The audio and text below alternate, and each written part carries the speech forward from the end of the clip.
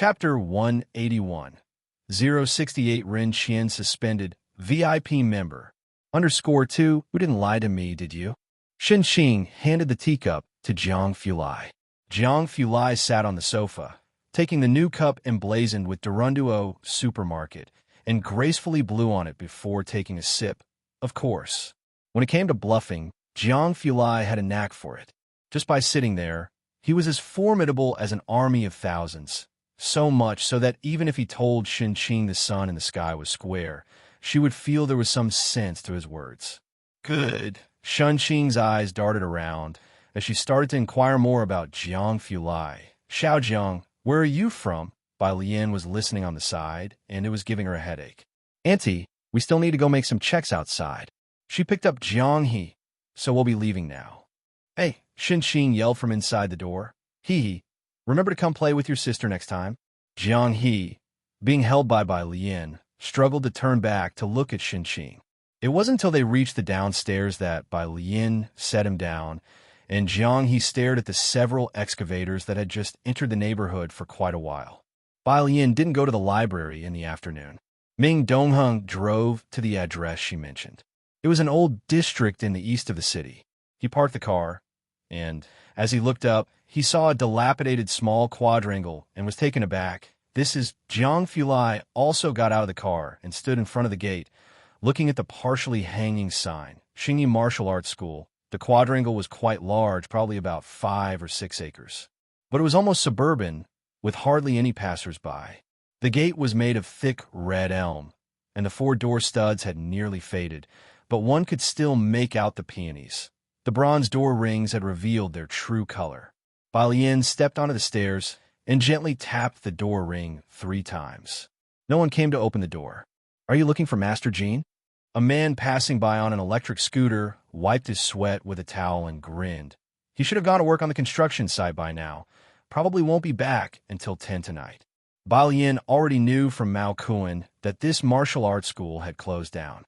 But she had never expected that the owner of the martial arts school would be on a construction site. Thank you. She lowered her hand and thanked the man. I want to start the calligraphy association next door. Bai Lian descended the steps, step by step, sharing her idea with Jiang Fulai. This martial arts school is quite extensive. I've looked it up online. The calligraphy association wouldn't need much space. Jiang Fulai looked up, glancing at the tightly closed door next to the martial arts school. Almost from the moment Ming Dongheng had driven here, he had guessed what Bai Lian had in mind. He led Bai Lian around the area, pointing across the spacious front of the martial arts school. We can apply for a bus stop here. Transportation is always the most important thing, no matter what. Bai Lian had initially handed the Calligraphy Association entirely over to the Ministry of Culture and Tourism, but today she changed her mind, leaving it to them. The people of Xiangxing might not have equal opportunity to learn calligraphy. She decided to do it herself. And there was the martial arts school. Bai Lian looked up, her gaze falling upon the hanging sign. She remembered Mao Kuan saying that most children these days learn taekwondo or judo, and Ning Xiao mentioned that Muay Thai was also popular. She withdrew her gaze. A martial arts school? Bai Lian was not used to typing on a computer, so Jiang Fulai sat in the car, pulled out his laptop, opened a document, and began typing on the keyboard one-handed to help her draft the business plan. What else? The laptop rested casually on his knees, his pale fingers against the black keyboard. Occasionally, he would turn his head and listen attentively to Bai Lian's ideas. After finishing, he also sent it to Jiang Shijue to brainstorm. When Jiang Shijue, who was decisive in financial circles, thought Jiang Fulai had sent him some crucial document, he interrupted a meeting to return to his office to check, only to find a regional calligraphy association and martial arts hall plan. And in a situation where Qiu Xuezheng, the adversary, was at his wit's end, he soon received a business plan that could be described as perfect. At the Ren family home, Ji Xiaorong looked at the gift thrown outside by Ren Wanxian and couldn't help pressing his forehead. He was used to it by now. Whenever Ren Wanxian lost her temper, she liked to throw things around, regardless of whether they were gifts from him or from Ren Qian. She had tossed them all into the trash can. But Ren Qian's way of raising a daughter was to pamper her with wealth. He saw no problem with it. Ren Wanxian was raised by Ren Qian, and it was not Ji Sheirong's place to intervene. Sometimes when he said too much, the Secretary General would accuse him of trying to take advantage of the Ren family. Not even Ren Jiawei could intervene. Ji Xiaorong picked up the gift with a heavy heart. On his way downstairs, he saw the Secretary General coming in from outside. They never got along, and their antipathy had become even more evident in the recent years. But today, the Secretary General did not have the time to mock him. He went upstairs with a pale face to find Ren Qian. As soon as he entered the study, a teacup came smashing his way. Chapter 182 068 Ren Qian suspended. VIP member. _ 3. Xiangqing belongs to the Ren family. And you dare to say that? Ren Qian couldn't believe what he was hearing from the Secretary General. That Mr. Su is a fool, but you've been in this position for so many years and still can't see clearly. The Secretary General had never made such a big blunder before, mainly because of those people from the Ji family. He had never taken them seriously. Old Master Run, I had no idea they actually knew Mr. Chen, whether they know Mr. Chan or not. Am asking how you dare to utter those words? Ren Qian had never been so furious, and after some time, he collapsed in his chair, looking a decade older. I am now suspended for half a month. The Secretary General's head was buzzing. Go tell Wan Xian.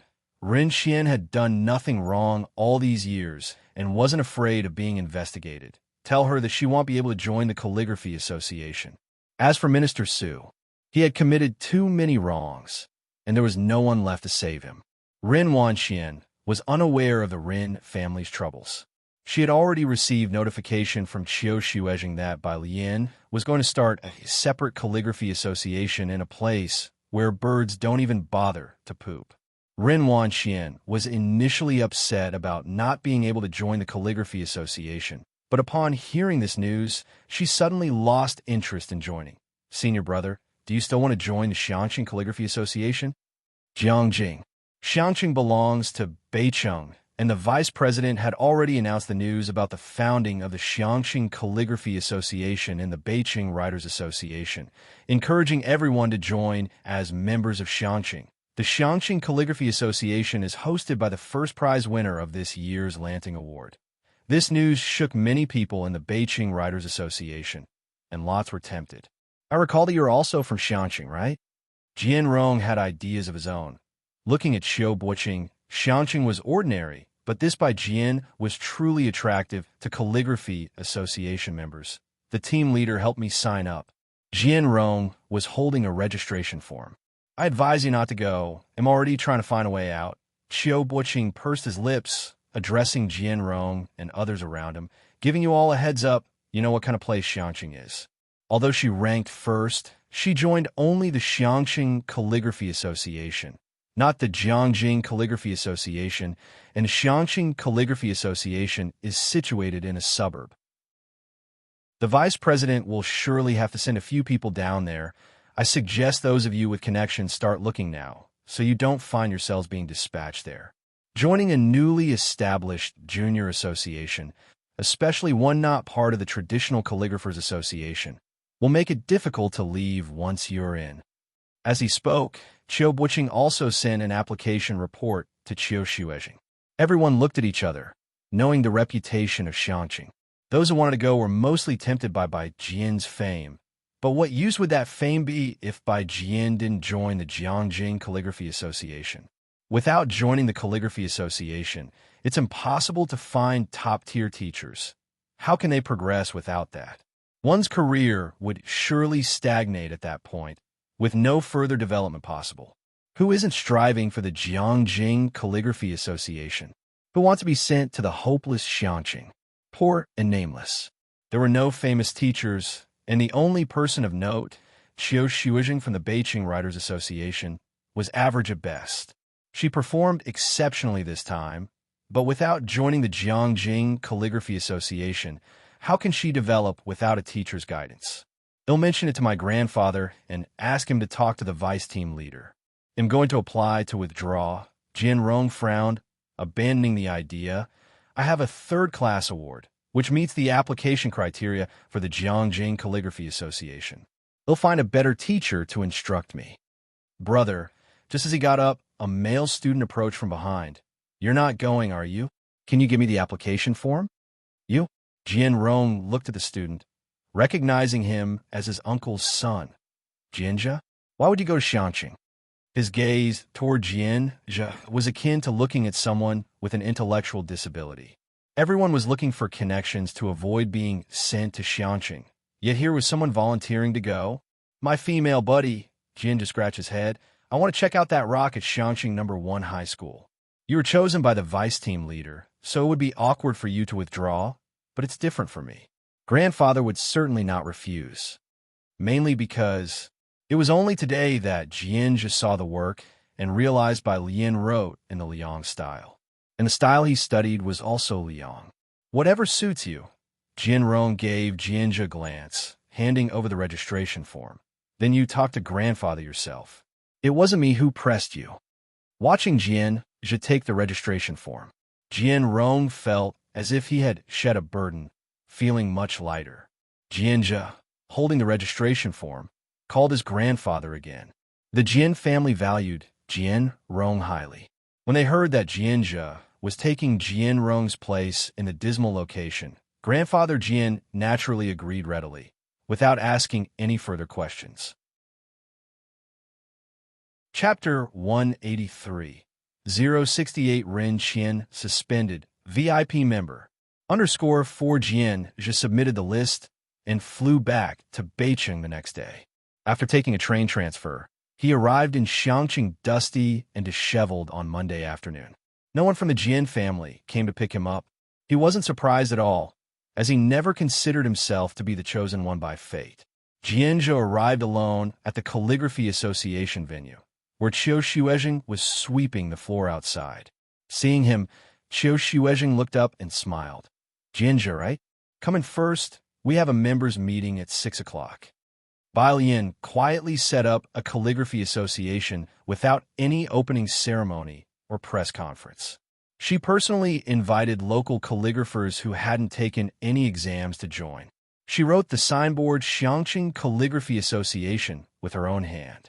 Beforehand, Jianjia had heard from Qiu Buqing that the Xiangqing Calligraphy Association was desolate and run down, but upon arrival, he found that while the items here were old, they were very quaint. He held up a teacup and took a sip. Where did this tea come from?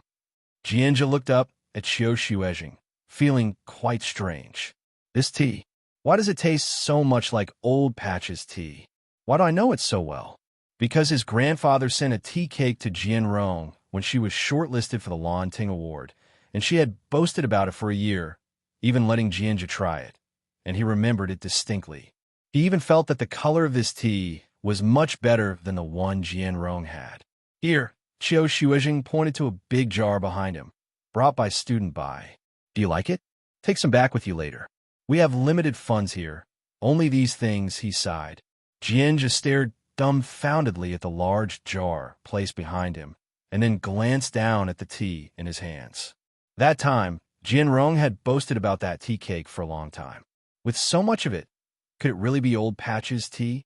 It was almost 6 o'clock. Bai Lian arrived with Jiang He. She wore her school uniform, carried a bag, tied up her hair, and stepped into the Calligraphy Association hall against the setting sun. Everyone's here. Qiu Xuezheng let a few old teachers out and then said to Bai Lian, today is the first general meeting of all members. Although there are not many people, starting the association will be difficult. Jianjia sat next to Bai Lian, looking at the few scattered people sitting around the octagonal table. He was beginning to understand what Qiu Buqing meant. Teacher Qiu, wait. Bai Lian was looking down at her English reading when she heard Qiu Zuzheng's words. She lifted her head slightly, her arm lightly resting on the table, legs crossed, the other hand propping her chin as she looked outside. There's one more person. Who? Qiu Xuezheng was startled. He hadn't received any other applications.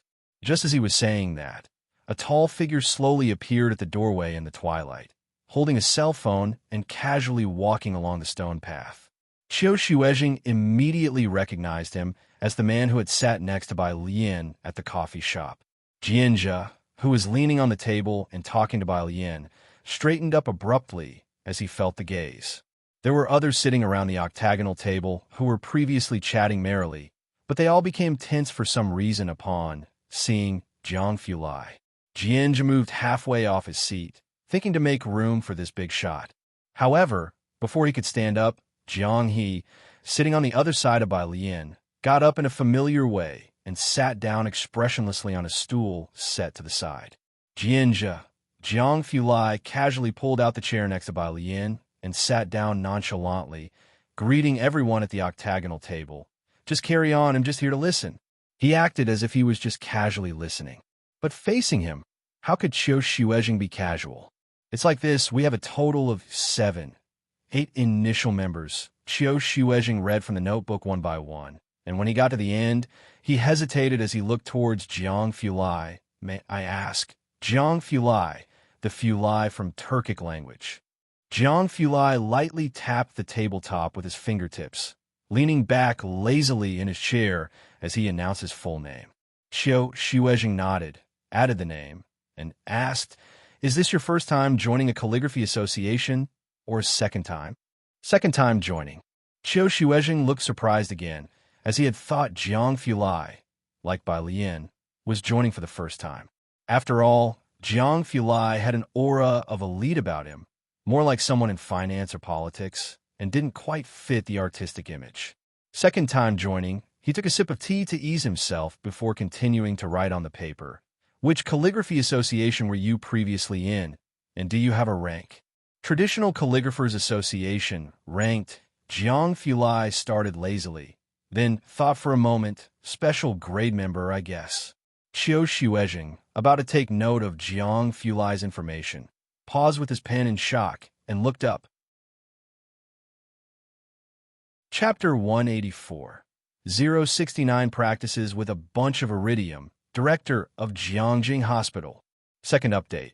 _1 at the 8 Immortals table, except for Bai Lian, everyone's gaze subconsciously converged onto Jiang Fulai's face. His face, like Bai Lian's, was too deceptive, not the kind that seemed to belong to someone who would be good at calligraphy. Who would have thought that he would casually mention the Traditional Calligraphers Association? Even a special grade member?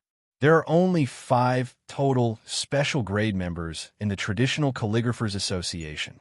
Besides the president, each of the rest lives a reclusive life. Often only their works are seen, not the person, and even members of the Calligraphy Association hardly see these high-level members. They were now looking at one of them. Next to him, Jianjia felt like he had been struck by lightning.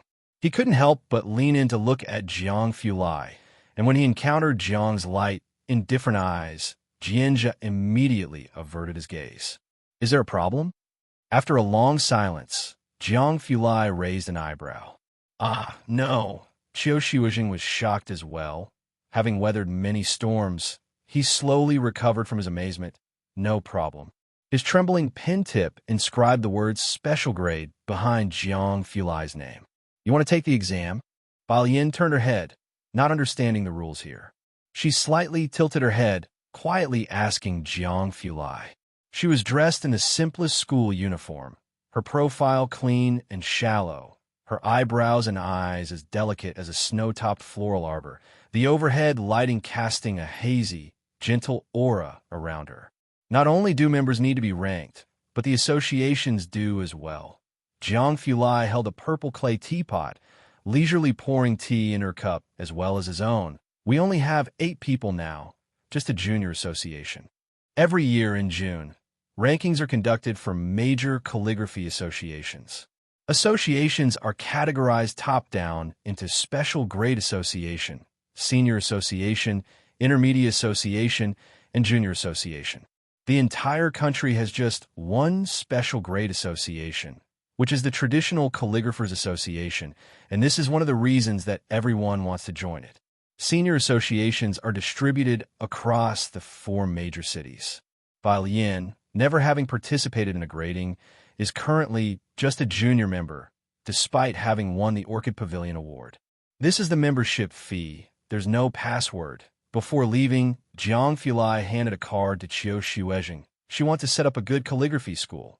This is the startup funding. Additionally, I've already had someone prepare a plan. Someone will contact you. Sitting at the 8 Immortals table, Qiu Shuezhing looked at the International Bank Vermilion Bird Bank's black card placed in front of him. He questioned his life. Teacher Qiu, Jianjia said, looking at the departing figures of Jiang Fulai and Bai Lian, then back at the black card. We shouldn't have difficulty becoming a senior association in the future, right? Qiu Shuezhing was also in a daze. Should be able to, I guess. He felt certain that Bai Lian would be able to make it to special grade member. With 2 special grade members to support them, they should be able to achieve senior association status, right? As for a special grade association, that would only appear in Jiangjing, something they hadn't really considered. Of course, Jianjia and Qiu Shuezhing at the moment didn't know that these 2 were not only extraordinary themselves, but they were most remarkable when teaching, especially Bai Lian, who could even replicate Liang Zuin's teaching methods perfectly in calligraphy. Qiu Shuezhing took a deep breath and took out his phone to send a message to Vice President Qian. If they don't want to come, then don't force them.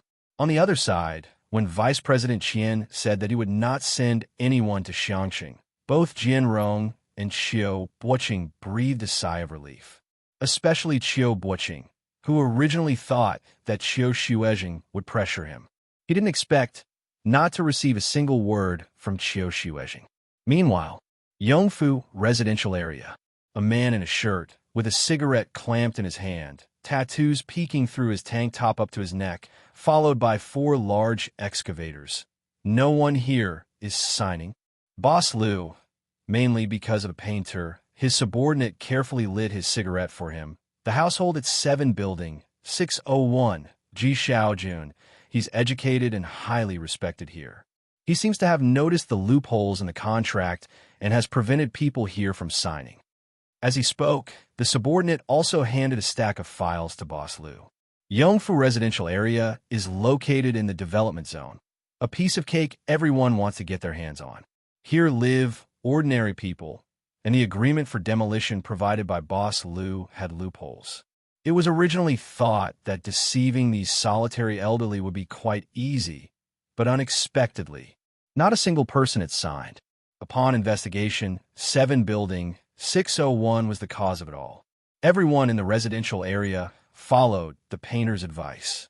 Let's go, Boss Liu said, biting his cigarette and glancing at the files. Just an ordinary painter, a housewife full of pretense. It was nearly 8 o'clock. When they arrived, Ji Xiaojun was washing dishes, and Shun Qing, upon seeing Boss Liu with his tattoo of a ferocious python and bared arms, involuntarily stepped back. Old Ji. Chapter 185, 069 Practices with a Bunch of Iridium, Director of Jiangjing Hospital.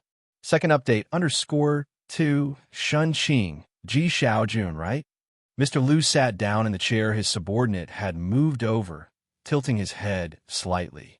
The subordinate immediately handed Shun Qing a card. Mr. Liu, clenching a cigarette between his teeth, smiled. There's 1 million in here. As long as you get the people here to sign the relocation contract, the 1 million is yours. They had conducted a thorough investigation.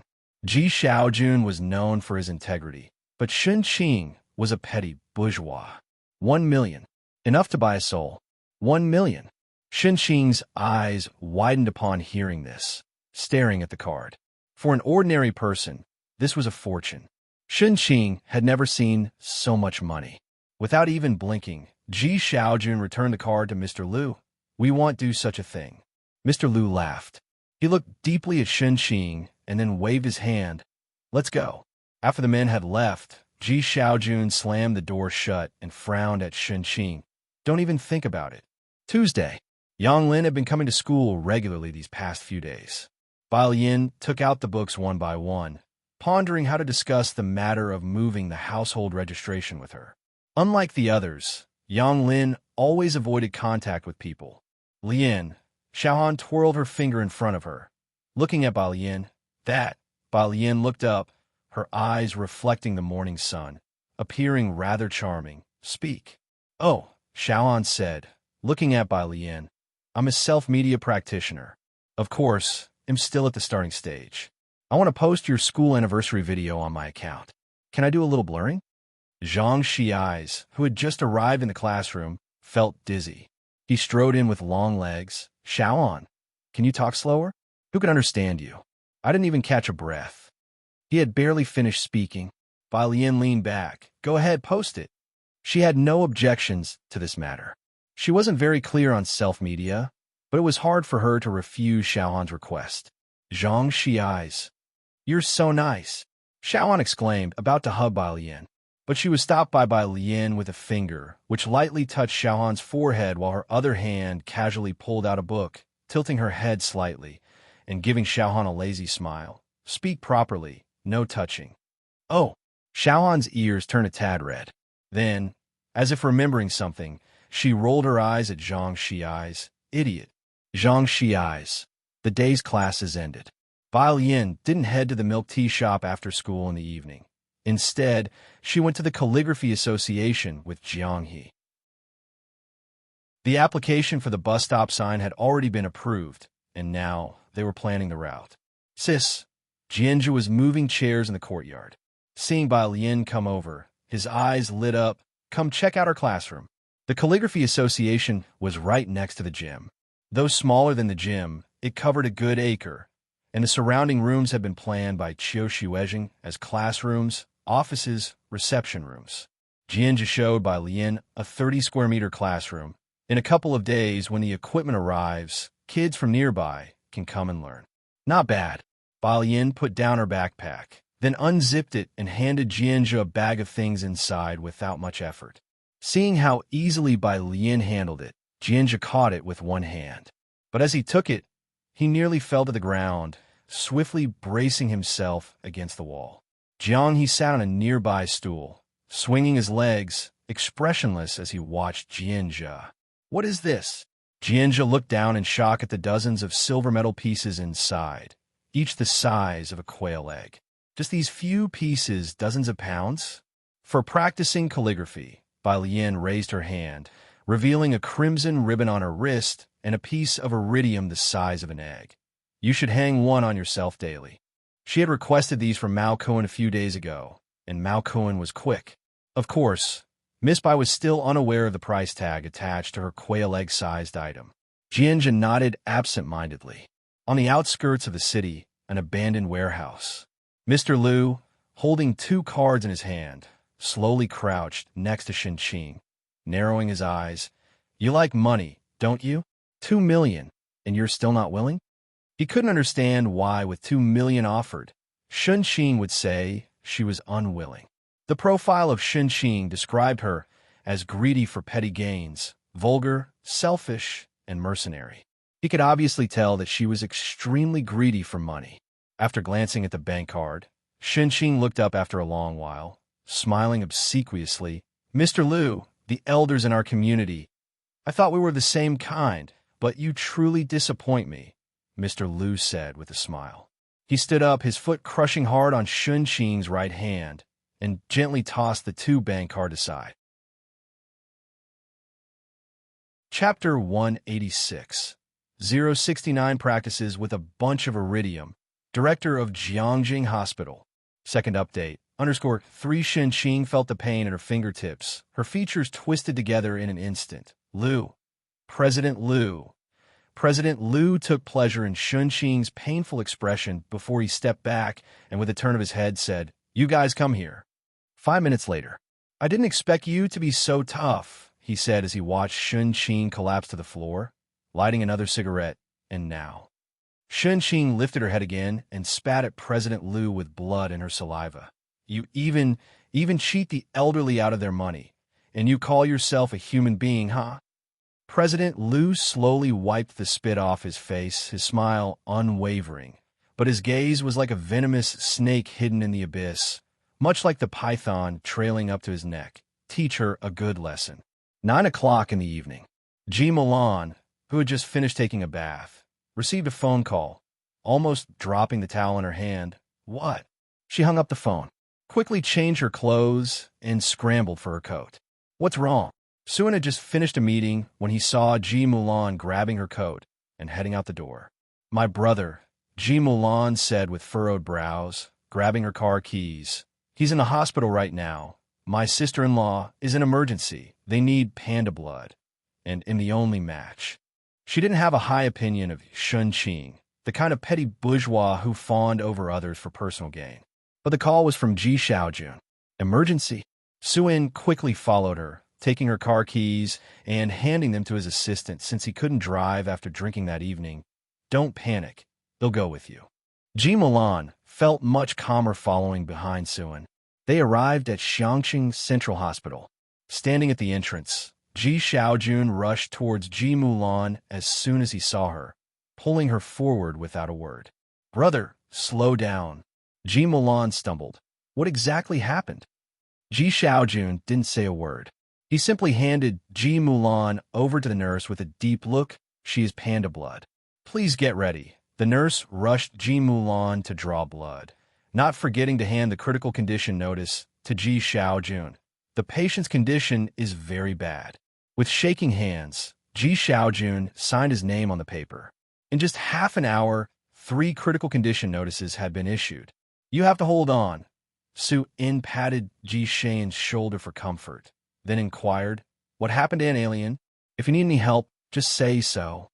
After signing the critical condition notice, Ji Xiaojun slumped down against the wall to the floor, without saying a word. Ji Mulan came out soon after having her blood drawn, looking somewhat pale. "Where are Shun Qing's family members?" The nurse hurried in and out with the blood bag, her urgency clear. "The blood isn't enough, and the patient's condition is complicated. She has panda blood. We can't perform the craniotomy. It's best to transfer to an affiliated hospital of Beijing University or somewhere bigger. We've already helped to apply for a consultation with higher-level hospitals, awaiting their feedback. I suggest you also try to contact hospitals yourselves, and quickly. Transferring hospitals isn't simple. It requires advanced applications and connections." Xiangqing Hospital had already responded to Beicheng, but Shun Qing's condition was indeed complicated. Plus, she had panda blood. There was no word from the hospital in Beijing. Su In patted Ji Shane's shoulder to comfort him, and then signaled his assistant to make calls to help contact hospitals for Shenzhen. Suin was from Jiangjing. Usually, he only knew the chief physicians in Jiangjing. The assistant sent the medical information Ji Xiaojun provided to a doctor, who after reading it said directly, "Tell President Su, it's too far. The patient can't endure the journey. In this operation, I'm afraid only the director could do it. I wouldn't dare to operate." Everyone clearly heard the conversation via the assistant's speakerphone. Ji Mulan involuntarily tightened her grip on her coat, a little dazed. Although she didn't like Shan Qing, she didn't want to watch her die on the operating table. "Is it really that serious? You can't contact the director either?" Ji Mulan looked towards Ji Xiaojun and then softly inquired of Suin. Su In's assistant, adjusting his glasses, looked towards Ji Mulan. He knew Ji Mulan. The old lady never recognized her, rumored to have been married and had a problematic daughter.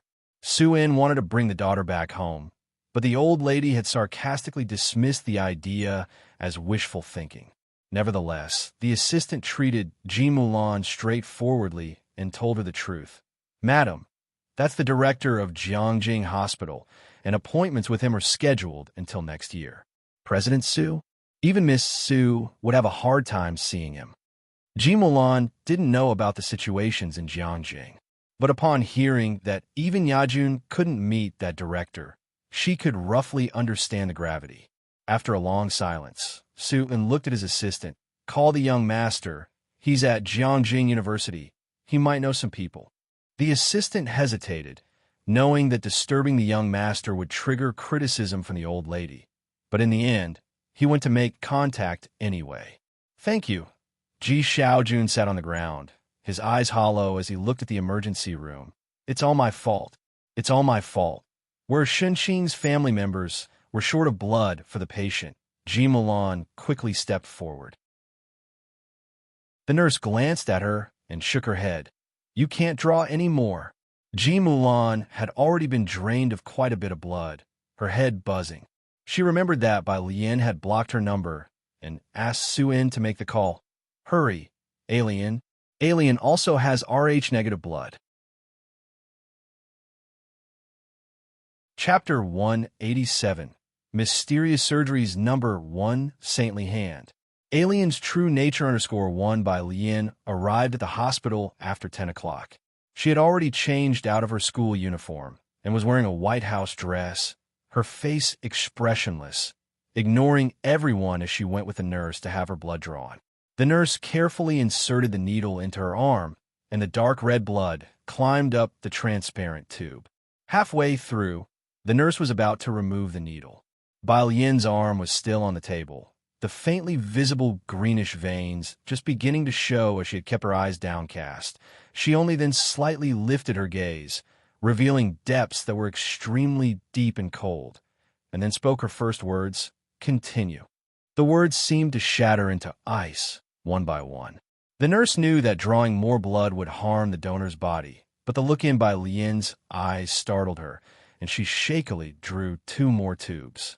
Finally, mustering her courage, she spoke up, "You really can't draw any more." Thank you." Bai Lian lowered her sleeve and stood up. The call was urgent. Bai Lian hadn't told Ji Hung. She had come alone. Outside, Ji Xiaojun was intermittently talking to Su-in about something, and when they saw Bai Lian come out, both involuntarily stopped their conversation. "Ow, how's Auntie?" Bai Lian stood in front of Ji Xiaojun, looking at the emergency room where resuscitation was underway. Ji Xiaojun was burying his head in his knees, silent, while Su-in stepped in to explain, "Your Annie accidentally fell down the stairs." Stairs. Bai Lian nodded. Su-in made an affirming sound. Bai Lian didn't ask any more questions, nor did she know whether to believe him. Shun Qing's family. Where is Shun Qing's family? A nurse came out from the emergency room holding a form. Have you contacted the hospital? The patient needs to undergo craniotomy surgery as soon as possible, or there is a risk of evolving into a vegetative state. Ji Xiaojun abruptly got to his feet. Su-in quickly turned back, urging his assistant. Have you contacted the young master? The assistant returned with the phone in hand, just as helpless in response to Su-in's prodding. The young master is also trying to find a way, but the director is not someone who can be approached by just anyone. So what do we do now? Ji Mulan was somewhat panicked. Bai Lian, understanding the meaning of vegetative state, lifted her eyes, more composed than anyone present. Give me the diagnosis. The nurse was taken aback. She instinctively handed the diagnostic report to Bai Lian. Bai Lian took it, glanced over it quickly. Many of the technical terms she had never heard of: titanium mesh implantation in the skull, cerebrospinal fluid leakage. Without examining it closely, she simply took out her phone and snapped a few photos. She opened WeChat and sent them to Lance. Bai Lian, help me look at this. After sending, she handed the diagnostic report back to the nurse. Next to her, Su-in's assistant looked at Bai Lian's actions with surprise. Was she going to post it online for crowdfunding or ask for medical advice on Chengdu? The people from the Ji family seemed pretty unreliable. Ji Xiaojun wiped his face and, after signing the necessary documents, looked at Bai Lian with a calmness that bordered on a whisper. Alien, you still have school tomorrow. You should go back and rest. Don't worry about your auntie. She'll be all right. He almost muttered the words. Su-in and the assistant moved aside to discuss affairs related to Jiangjing Hospital. It was only then that Ji Mulan asked Ji Xiaojun, "It wasn't a fall down the stairs, was it? Why don't you tell the truth to Su-in?" Yongfu residential area. It must have been that President Liu. I've already called the police, but there's been no response. Ji Xiaojun tugged at his lips, looking at Ji Mulan with an expression that was both calm and crazed. So, do you think Su-in would confront them? Or did you really think that with your relationship with him, he would be willing to antagonize someone with such a deep background for our sake? And then drag Dad and Alien into it too? Ji Xiaojun had long known that President Liu was not a good person. But what he hadn't expected was that Shun Qing would get caught up in it. One Shun Qing was enough for him. He didn't want to drag the whole Ji family into this. calling Ji Mulan and Bai Lian was solely because of their blood type. What? Ji Mulan's mind was in a whirl, immediately recalling the person Su En had mentioned. She stood still for a while. Her heart was a mess. It couldn't be that President Liu, could it? Jiangjing, Su En's family home. Madame Su sat up from bed, draping a coat over her shoulders as she left the room, her cold gaze sweeping over the butler. Su En is confused. And so are you? Don't you know that he's currently focused on an experiment at the Ma Institute? And you disturb him for such a trivial matter. The butler lowered his head, a wry smile on his lips. It was the Sir's request. Su En, Madame Su scoffed. He's gone mad over a woman, running off to a place like Xianqing. Has he achieved anything remarkable? And now, he's even interfering with his son's critical future? Chapter 188. Mysterious Surgery's Number 1 Saintly Hand. Alien's true nature _2 for the sake of a nonsensical woman, to disturb the development of the Su family's future heir. If Su En had been in front of the old lady, she would have beaten him to death with her walking stick. The butler did not utter a word, daring not to speak a sentence.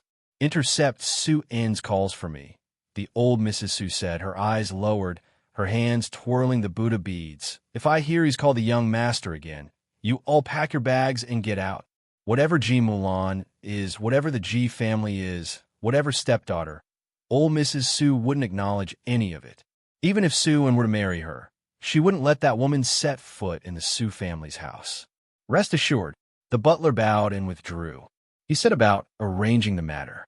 At the hospital, the assistant, unable to get through with the phone, looked helplessly at Su En. Su En, without having to think, knew who had interfered with this matter. He rubbed his forehead. Find another way. He went downstairs and paid a significant amount for Shunqing's surgery, and also upgraded her to a VIP ward. As for the rest, they could only leave it to fate. The craniotomy hadn't yet been done, and Ji Xiaojun was there, keeping vigil through the night. Su En and Ji Mulan went back first. On the way, Ji Mulan brought up the matter with CEO Liu. That CEO Liu my brother mentioned. Yongfu residential area? Su En gasped in shock, sitting up straight. That same CEO Liu, whom Su En had been trying to get involved with, but had never managed to meet. Listen to me. Su En's mind worked quickly as he looked gravely at Ji Mulan, repeatedly urging her. You must persuade your brother not to report to the police anymore. Act as if this never happened. Get them to sign the agreement as soon as possible. Otherwise, the whole residential area will be in trouble. I will do my best to help you find a doctor. If that CEO Liu were just an ordinary businessman, it would be okay. But you also know he's supported by that bar on Bakhtur Street, a player on the international boundaries, ruthless. Not only Xianqing. I can't afford to offend him either. Ji Mulan had never heard Su En speak with such gravity. From Xianqing to Beicheng, then to Jiangjing. Ji Mulan always thought she had seen far enough, only to realize that she had barely seen 1% of the world. We'll talk to him tomorrow, she said, slowly lowering her head. Heiress Street. When Bai Lian returned, it was already 12 o'clock. Lance, the little old man, was on a different time zone from her. It was still morning there, and his replies came quickly. Lance, look at this, such a beautiful CT image of a cranial trauma. Lance, I can almost see a standard paper being produced by my student. Lance, where did you find such a textbook like cranial trauma image? Lance, oh my God, and it's the rare Rh-negative blood. This surgery needs to be absolutely flawless. The success rate is virtually 0%. Such a shame. The cranial repair was a minor issue, but because of Shunqing's rare blood type, it increased the risk from 50% to 9%. Because the repair process could not afford even the slightest mistake. Bai Lian gently closed the door, looking at Ji Hung in the center room, who had not been awakened, and let out a slight breath of relief. Unable to sleep, she sat at the desk, pulling out physics problems to calm herself. When she saw Lance's reply, she had just finished a major problem. She glanced at it and replied to Lance with 3 words, my aunt. There was a pause from Lance's end. No messages, probably looking up what Aunt meant. After 10 seconds, Lance withdrew a message. Lance withdrew a message. Lance withdrew a message. Lance withdrew a message. Lance. Look at this heartbreaking news. Lance, note that although the skull is severely damaged, it's not to the point that surgery cannot be attempted. Lance. Of course, a 0% success rate. That's for other doctors. Bai Lian got his point directly. What about you? Lance. Mind your words. You're talking to Lance, the top surgical hand in the field. Lance was very arrogant. 100%. Bai Lian did not doubt Lance's medical skills. Medicine knows no borders. After exchanging information for so long, they both were well aware of each other's medical expertise. Lance had realized the breadth and depth of Chinese medicine, and Bai Lian had reconciled with Western medicine, understanding that it had almost replaced Chinese medicine domestically in just a few hundred years for good reason. She realized the essence of the issue was not to resist Western medicine, but to promote Chinese medicine. Learning that Lance could perform the surgery, she breathed a sigh of relief. Bai Lian, can you come? Lance did not hesitate on his end. He had been curious about Chinese medicine and wanted to try acupuncture with Bai Lian to see if it could cure his myopia. Now, it was just a matter of arriving a few days earlier. Lance, then you have to give me acupuncture. Bai Lian, one Lance, I'm on my way. She sent the Xiangqing address to Lance. Chapter 189, Mysterious Surgeries Number 1 Saintly Hand. Alien's True Nature _3 Finally, they all let out a sigh of relief. Lance was abroad, and even if he took a flight right now, he wouldn't arrive until tomorrow at the earliest. Bai Lian hardly slept that night. The next day, it was rare for her not to ask Ji Hung any questions, and she left the house with her backpack at 6 in the morning.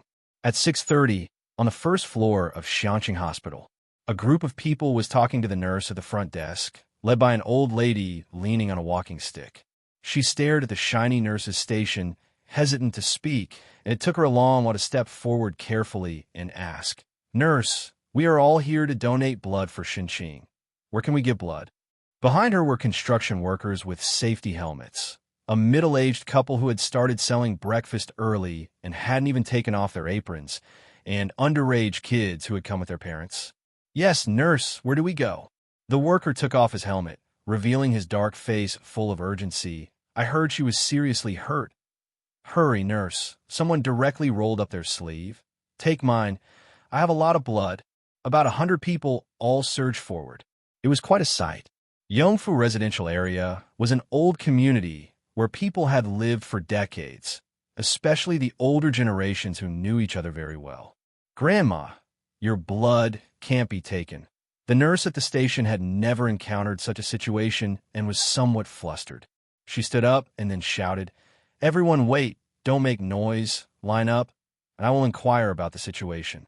The line immediately formed. An orderly queue from the nurse station stretched very long, all the way to the hospital entrance. Bai Lian had intended to go directly to the elevator. Hearing the name Xinqing, she paused in her steps, turned her head, and looked back at the long line of people at the door through the crowd. After a long moment, she stepped forward and approached the old lady in front. "Grandma, I am Xinqing's niece. Are you all here to donate blood for her?" The old lady was a resident from Building 7, ground floor. Squinting at Bai Lian, she recognized her immediately. Excitedly grasping Bai Lian's hand, she said, "I know you, young lady. How is your aunt now?" "Don't worry, we've been looking for people in the community, and they will all come and donate blood soon." "It's okay." Bai Lian steadied her, then said softly to the people behind her, "My aunt needs panda blood. If any of you have panda blood, I, on behalf of my uncle and aunt, thank you in advance. If not, you can go back. Don't worry, my aunt will be fine here." "That's good." The old woman let out a sigh of relief, clutching Bai Lian's arm. "That damn Lu Zong." Bai Lian hesitated for a moment, lowering her lashes. "Lu Zong?" "Yes, the one who wants to buy our community, a fierce and evil-looking man," the old lady grumbled while tapping her cane. "Such bad karma. Our community." Bai Lian nodded, her dark pupils reflecting the hospital's cold floor. She turned and headed for the elevator. At the hospital entrance, another dozen or so people who had just finished moving goods came in. They were sweating profusely, wiped their brows briefly, and asked, "Where can we donate blood for Shunqing?" "Young folks, right here. They say they need panda blood." "Does anyone know their own blood type? It's quick to get checked in the ICU." Ji Xiaojun stood outside the window.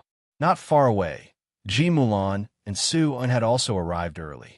A doctor, having received Su En's earnest request, held the medical records and was explaining to Su En and Ji Xiaojun, "With our current technology, we can only observe in the ICU.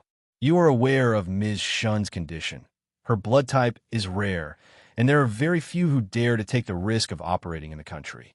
It's just a matter of days now. You must be prepared for her brain death." As for what preparations, the doctor's meaning was very clear. Ji Mulan looked toward Su En. Su En gave a wry smile.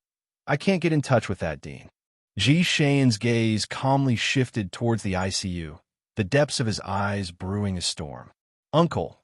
Bai Lian stood beside Ji Xiaojun, dressed in her school uniform, her hair tied up messily at the back of her head. Her eyebrows and eyes drooped, speaking almost as calmly as a light breeze. "That Lu Zong is still in Shanxing, right?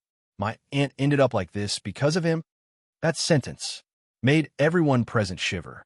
Ji Xiaojun quickly turned his head, looking at Bai Lian with great nervousness.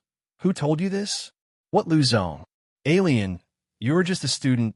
Don't get involved in this matter. Just focus on your studies. Your aunt is fine now." Bai Lian silently watched Ji Xiaojun for a while, did not answer, and said almost nonchalantly, "I'm going to class." She turned and went downstairs.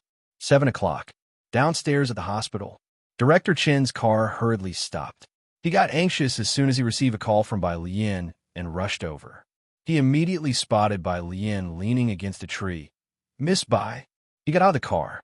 Bai Lian placed her backpack at her feet. She wore an open blue and white school uniform, her arms crossed over her chest as she calmly leaned against the tree, watching the traffic with a tranquil gaze. A breeze passed, and her stray hair fluttered as if it were the low pressure before a storm. So oppressive it was hard to breathe. "You're here."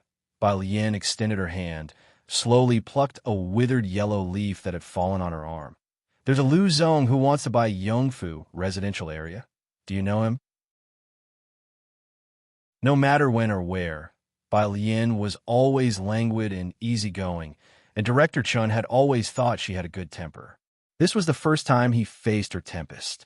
He belatedly realized that facing such a Bai Lian, the pressure was no less than facing Jiang Fulai in a furious state.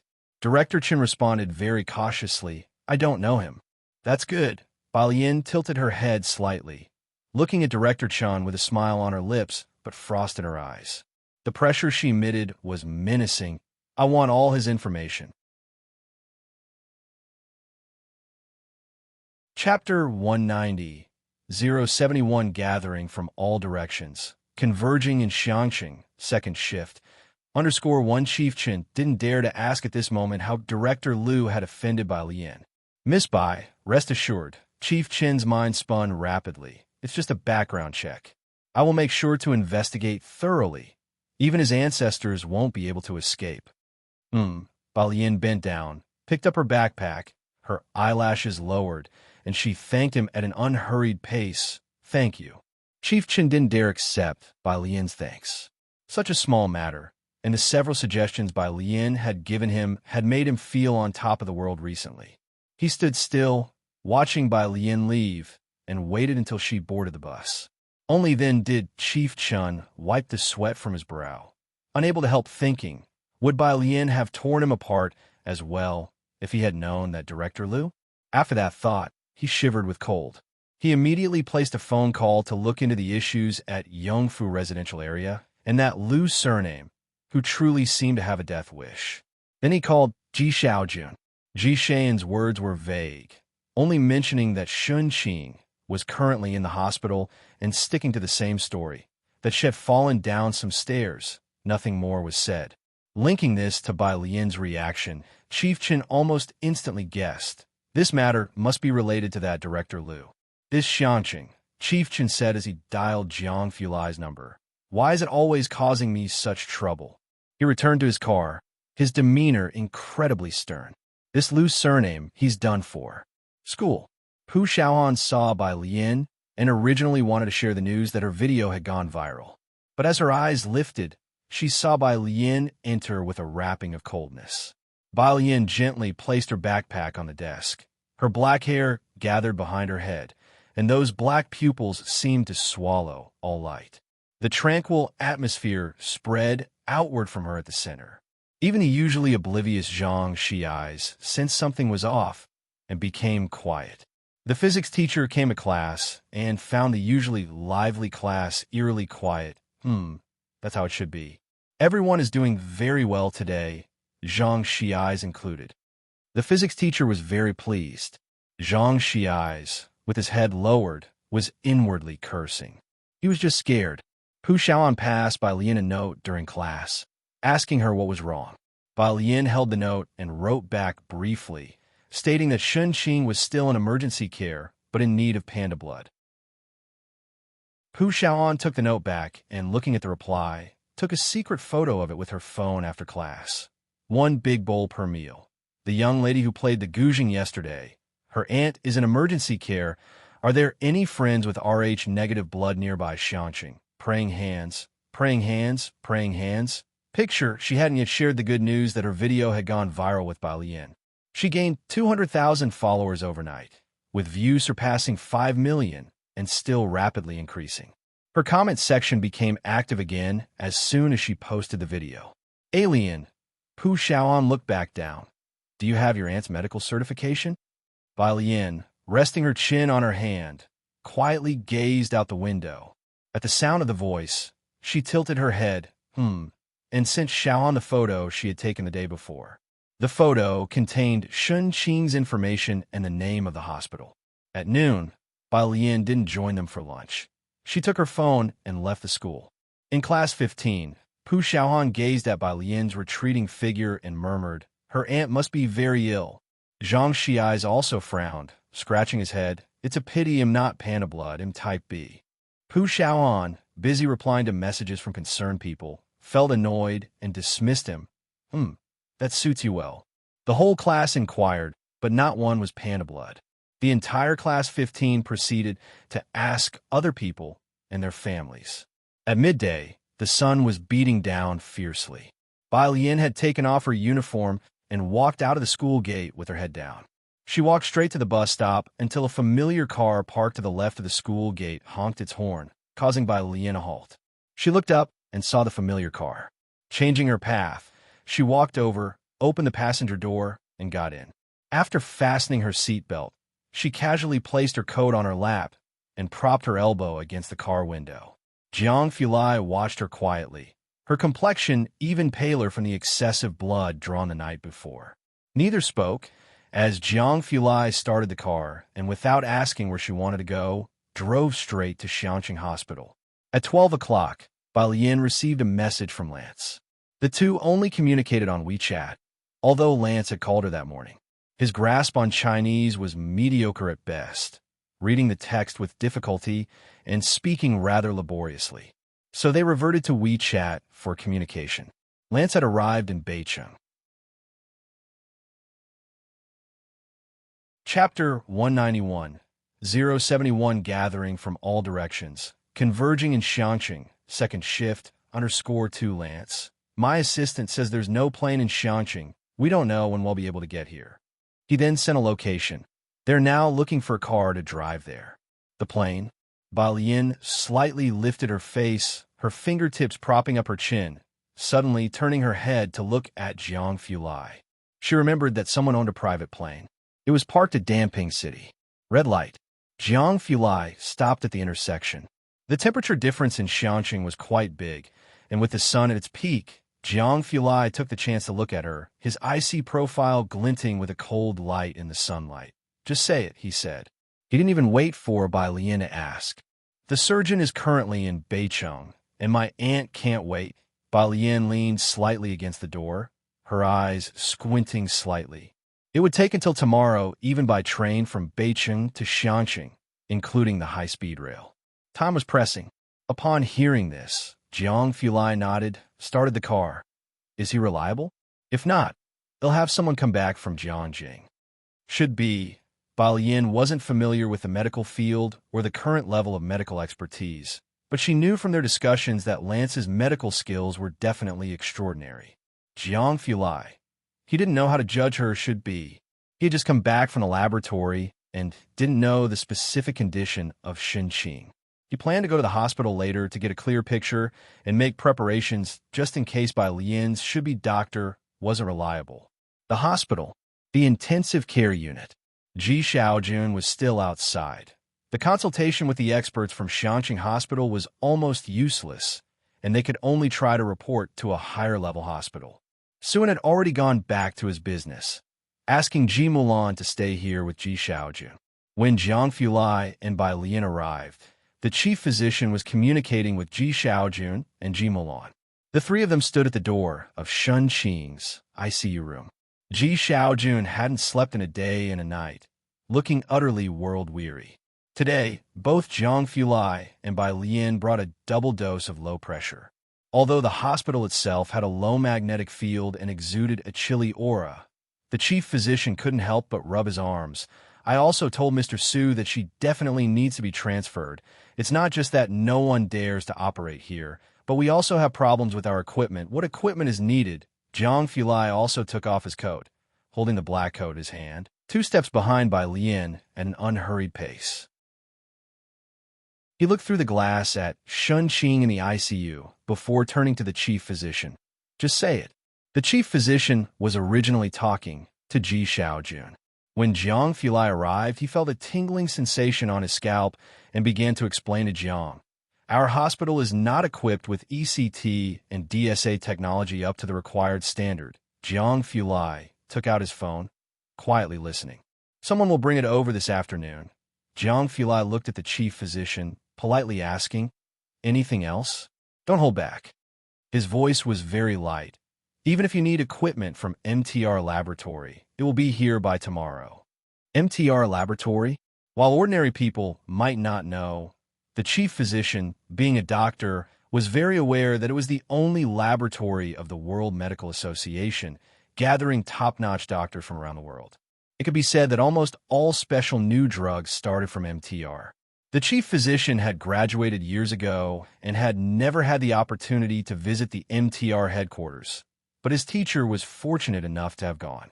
Hearing Jiang Fulai's words, the chief physician's heart skipped a beat, and he couldn't help but stealthily glance at Jiang Fulai. Could he really procure things from MTR just like that? Who was this man? Ji Mulan didn't know about MTR Laboratory and didn't recognize Jiang Fulai. She just watched him with squinted eyes as he came over with Bai Lian, wanting to say something but not daring to. Jiang Fulai indifferently swept a look at Ji Mulan, then lowered his head to send a message. After composing the message and showing it to the chief physician, he asked, "Did I leave anything out?" The chief physician looked down and was almost terrified to find that Jiang Fulai had noted down all the equipment he had mentioned verbatim. "No, that's it." Jiang Fulai's fingertips sent the message. He looked up and saw Bai Lian standing at the end of the corridor, concentrating on the messages on her phone. He walked over. Bai Lian was reviewing the information on President Liu that Chun Bureau had investigated for her. President Liu, Luing Yulin, was planning to dig a hole to acquire Yongfu residential area. Bai Lian, who could usually scan 10 lines at a glance, was reading very slowly today.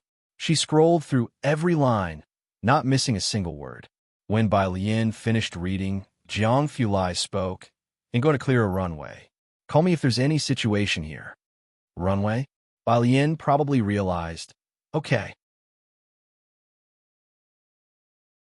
Chapter 192, 071 Gathering from all directions. Converging in Xiangqing, second shift, _3, she watched as Jiang Fulai left. Then, she took out her mobile phone to give Mao Kuan a call. The fighting arena. Mao Kuan took off his mask, wiped away some sweat, and lazily grabbed his ringing phone. Upon seeing the caller ID, he was startled. "Sis, do you know Luin Yulin?"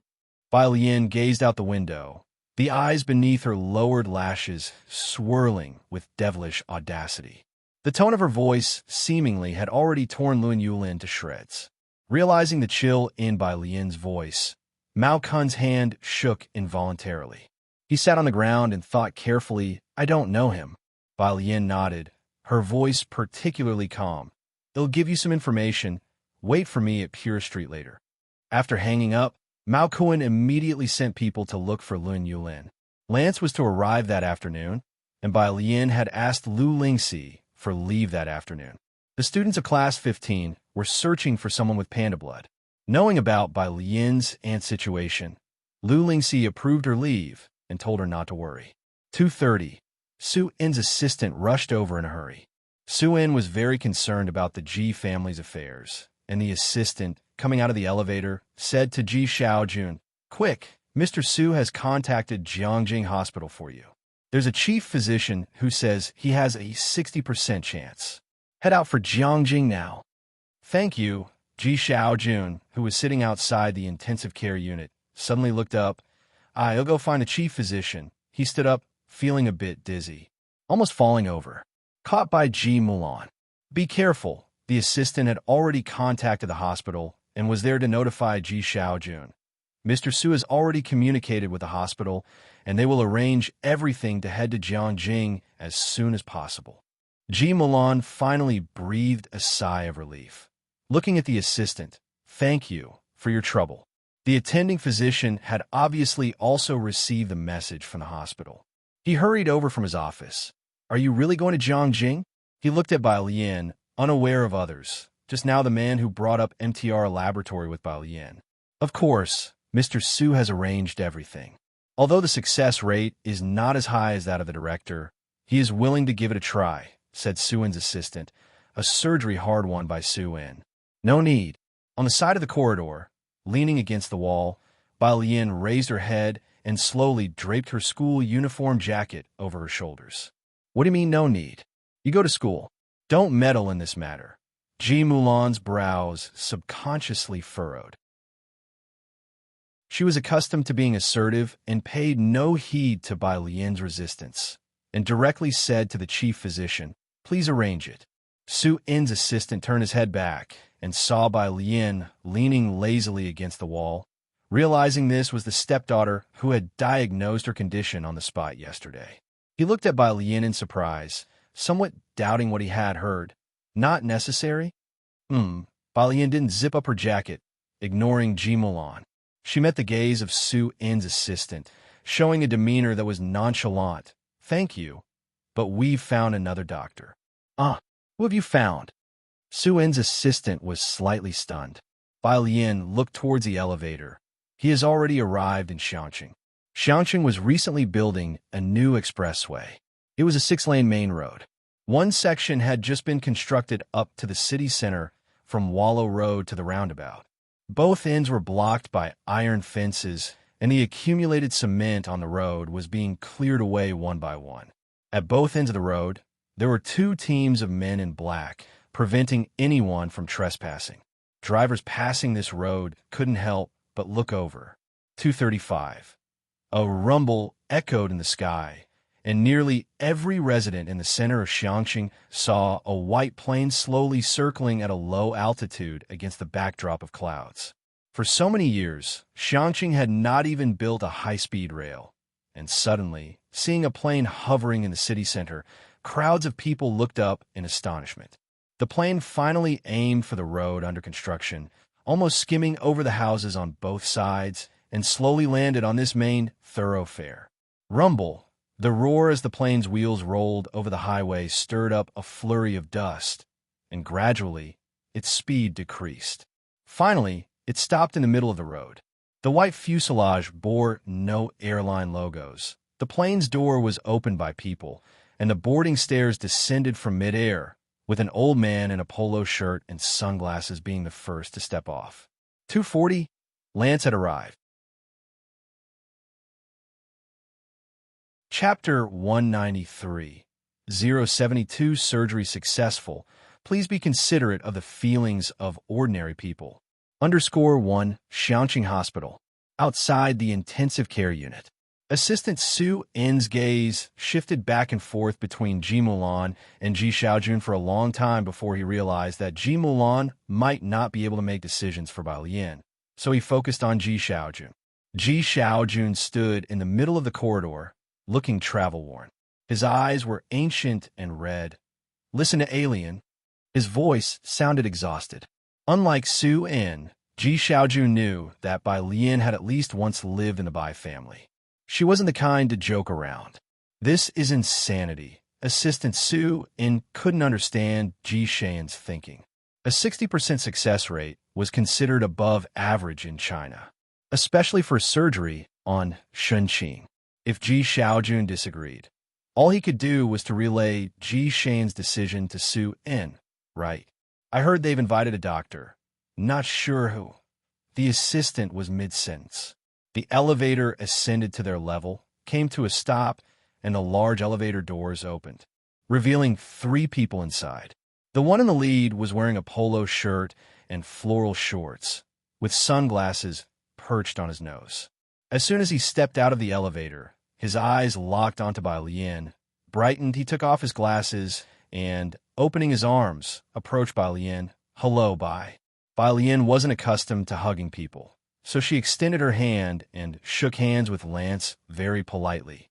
"Okay," Lance said in not quite fluent Chinese, already aware that people from China are conservative. "You are truly too conservative." "My aunt's chief physician." Bai Lian took Lance to the chief physician, who was still standing aside. "Please explain the basic condition of my aunt's health, as he will be the lead surgeon shortly." The chief physician looked at Lance in his floral shorts and was momentarily stunned into confusion, hesitating greatly. Each of his seniors, he knew, was very serious. The image of this gentleman looked more like someone who would dance in a senior disco. "Prepare the sterile room." Lance wasn't as friendly when he spoke to the chief physician. He just ordered, "I've brought both my first and second assistants. If you want to observe, you can enter with 5 people. Also, a batch of equipment came with me and is being handed over downstairs. You have 1 hour to swap out the equipment." He reverted to English toward the end of his instructions. "I need to ask for permission from the hospital director." The chief physician hesitated. He wanted to ask Lance a couple of questions. When he looked up, he saw the WMA logo on the polo shirt Lance was wearing. His spirit jolted, and he promptly took out his phone, decisively issuing orders. "Prepare the sterile room, and also call in 5 available staff from the rest areas." As the chief physician spoke, he glanced at the old man beside him wearing sunglasses. He couldn't help but think that this old man looked somewhat familiar. The entire corridor was quiet. The efficiency was high.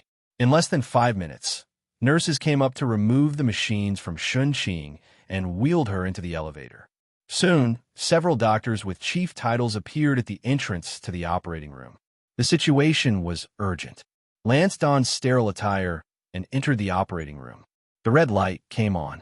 The hospital and Lance moved so fast that Ji Xiaojun hadn't recovered his senses before the surgery began. He looked towards Bai Lian. "Alien, was that the doctor you mentioned?" "A Western doctor." Bai Lian leaned against the wall. Her deep dark eyes slowly said, "His success rate is higher than 60%. There won't be any problems. Uncle, you should rest for a while. You will need to take care of her when Aunt comes out."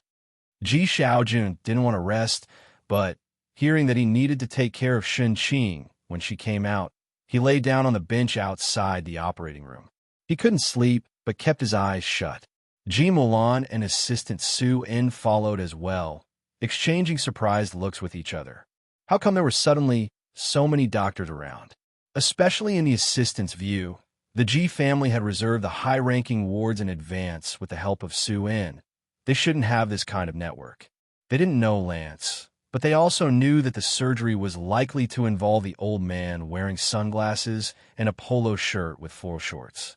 Ji Mulan wanted to ask Bai Lian a few questions, but she dare not speak to Bai Lian.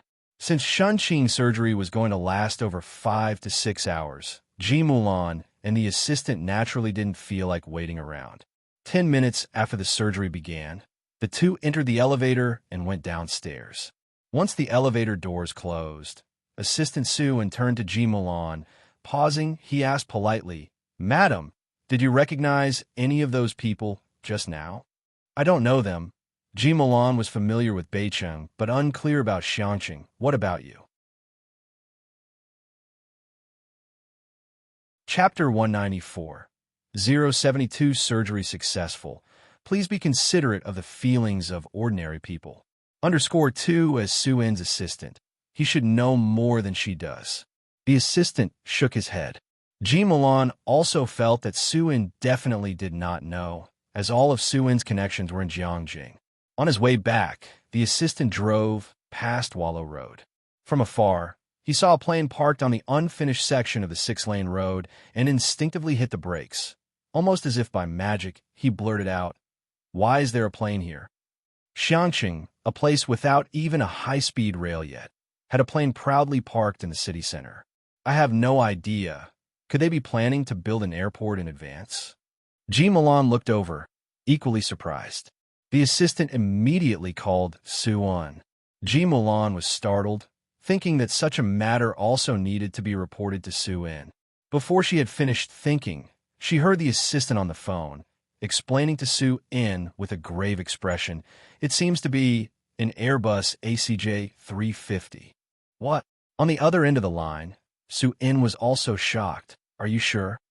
They recognized the plane solely because of a rumor in Jiangjing, with virtually no information about the owner of the Airbus ACJ 350 to be found online, but almost everyone in their circle knew which family it belonged to. "It's right here on Wallow Road." The assistant faintly saw the black-clothed men guarding both ends. "Did you see anything about it online?" With one hand holding the phone and the other on the computer search page, Su-In replied, "Absolutely nothing." Leaning against the driver's seat, the assistant muttered, "That makes sense. Who would dare post it online? I'll ask around to see if anyone else knows anything." Su-In let out a breath. After hanging up the call, Ji Mulan turned to the assistant. "Is this plane important?" "A private jet." Mr. Su heard a bit about it at a banquet. The assistant discreetly snapped photos of the plane's condition before reluctantly driving away. "Madam, this is not just about a plane. It's about being able to use an unfinished road as a runway in Xiangqing, applying in advance for Xiangqing's flight path. For others, it's as hard as reaching the heavens." With Ji Mulan's imagination, she couldn't fathom such a huge jet being privately owned. Of course, neither Su-In nor his assistant knew about the flight path of this plane. It hadn't been applied for in advance, but was instead a last-minute report, with all aviation procedures completed in less than half an hour. 6 o'clock. The operating room. The door opened, and Lance, dressed in blue surgical scrubs, raised his hands as he came out, with the chief nurse respectfully changing his gloves beside him. He earnestly looked at Bai Lian. "The surgery has a 100% success rate and is nearing completion, but there's a tough issue. She has Rh-negative blood, and we still need a large supply of blood." Ding! The elevator doors opened once more. Standing at the forefront was a tall figure with one hand casually in his pocket, his eyes downcast, his face unclear. As he faintly raised his head, his presence was as cool as moonlight. "Don't worry about the blood supply. There are plenty of people downstairs." Lance looked at Jiang Fulai, initially hesitant to speak. Upon understanding Jiang Fulai's intention, he couldn't hold back. "What? At least 50 people with Rh-negative blood." Jiang Fulai stopped, raising an eyebrow. "Is that enough?" "Enough, of course it's enough. But how could there be so many people with Rh-negative blood, often dubbed panda blood?" Lance didn't believe it. In his country, arranging emergency surgery involved calling one by one from a special blood bank, and it would be incredibly lucky just to get one person with panda blood willing to donate. How could such a small place have so many? Lance ran down to the first floor in disbelief. On the left side of the first floor, a temporary blood donation station was set up, and the queue of people stretched from inside the door onto the street. The small Xiangqing, with a hospital that lacks the facilities found in larger cities, had gathered dozens of panda blood donors in less than an afternoon. And there were more donors continuously arriving from surrounding cities. How is this possible? Lance turned back to Jiang Fulai incredulously. Never having experienced such an impressive spectacle, he blurted out in English, "How did you find so many people in such a short time?" While speaking, another woman from the neighboring city hurriedly arrived, dusty from travel. "I saw it in a short video. Is there a Lady Shunxing in need of panda blood? I had a major bleeding incident before, and it was a bunch of kind-hearted people who saved me. I hope this Lady Shunxing will definitely be safe." Among them, there were contacts from the Yongfu residential area, relatives of classmates from Shangxing No. 1 Middle School, and even more so, strangers who came after watching Pu Xiaohan's video. After hearing the explanation from the hospital, Lance stood there silently for a long time. Your country is really... Chapter 195. 072 Surgery Successful. Please be considerate of the feelings of ordinary people. _3, of course, Lance wouldn't understand. That was the solidarity and tenderness ingrained in the bones of the Chinese people. In the distance, every person who had just donated blood was gifted a care package. A man who had just finished donating blood was live streaming as he opened the care package. "Family, I've finished donating blood, and he'll live stream my drive home in a bit. The hospital says there are already a lot of people, so no one else should come. Okay? They even gave me a bag of milk." He was halfway through opening it when he suddenly exclaimed, "Huh? Ginseng? Tea cake?" The barrage of comments also began scrolling rapidly, with sharp-eyed viewers identifying the brands. Old Spot Tea? A tea cake worth several thousand per piece? Blood ginseng? Just asking out of curiosity, are they really donating blood instead of worshiping the god of wealth? I'm going. Today nobody can stop me, or I'll lose it. 8:30 p.m. The operating light finally went off. Approaching 6 hours of surgery, even Lance felt extremely fatigued. He took off his blue sterile suit and walked out of the operating room. Ji Xiaojun, who hadn't fully fallen asleep, woke up immediately, moving his lips and looking at Lance. Lance removed his cap. The surgery was very successful. The patient should wake up in the next couple of days. Thank you, Doctor." Ji Xiaojun looked at Shun Qing being wheeled out, his voice choked with emotion. "Once your aunt's condition stabilizes in a couple of days, you can take me to your classmate to record an appreciation video." Shun Qing had turned the corner, and Ji Xiaojun felt much more relaxed as he urged Bai Lian to go home and sleep. "All right, you go home first. You still have class tomorrow." He then turned to Jiang Fulai. "Xiaojiang, thank you for today." Ji Xiaojun had heard from the doctors that most of the medical equipment was provided by Jiang Fulai. Jiang Fulai's sleeve was slightly rolled up, and despite running around all afternoon, there was not a speck of disorder on him. From his collar to his shoes, everything was impeccable and clean.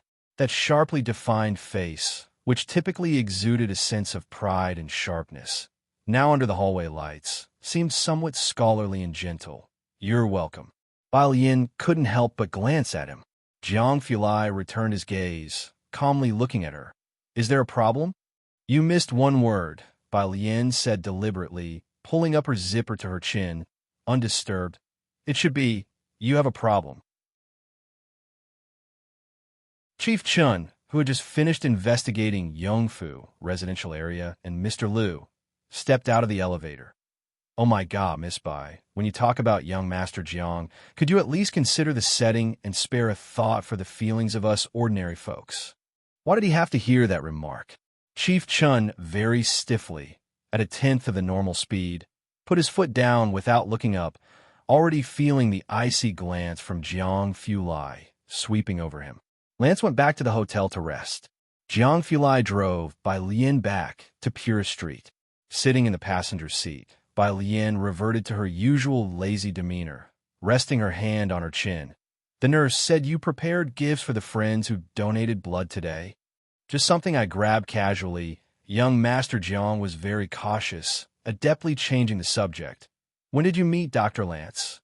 He seems to be quite impressive." Bai Lian's pale fingers tapped on her chin. A surgery that no one in Shangqing, let alone Beicheng, dared to touch was handled with ease by Lance. "Drop this seems to be. Young Master Jiang adjusted the steering wheel calmly, streetlights outside the window casting shadows over his cold and beautiful features. I got him here by having people from WMA abduct him back. His tone was even, completely unfazed by the startling nature of his own words. By the time Bai Lian returned to Pure Street, Jiang Fulai stood at the entrance of the alley, watching her unlock the door and enter her house before he took out his cell phone to call Chief Chen. His indifferent voice sent a chill down Chen's spine. What are you even good for? Meanwhile, in neighboring Damping City, an elderly man with slightly gray hair just off the plane held his phone in the chaotic wind. You don't need me anymore? I dropped everything just to rush to Xianqing. And you're telling me the matter is resolved? How often do I get a chance like this? And you're saying I'm missing out on the opportunity to show what I can do.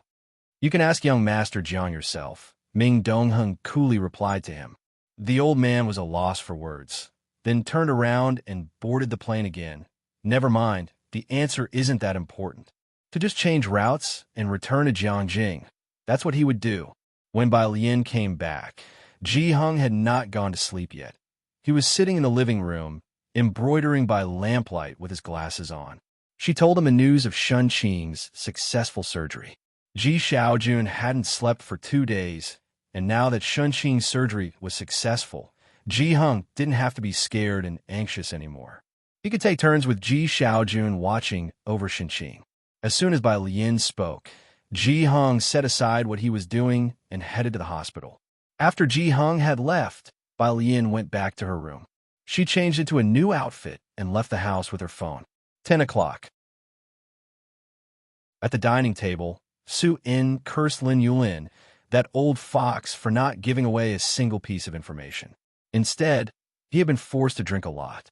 Mr. Lin, outside the Wanhe building, Su In watched Lin Yulin get into his car, looking forward to working together. Lin Yulin had a face that seemed gentle, a stark contrast to the sinuous snake tattoo on his neck. Mr. Su, I have to make another stop at Backter Street, so you'll have to take a rain check on the drinks. Hearing Backter Street, Su In's expression shifted slightly. After Lin Yulin's car drove away, the smile on Su In's face disappeared, and just as he was about to leave with a stern face, he caught a glimpse of Bai Lian across the street. Why are you out here so late? Su In approached, following Bai Lian's gaze to where she had been watching Lin Yulin leave. His expression changed slightly. Were you looking for Mr. Lin?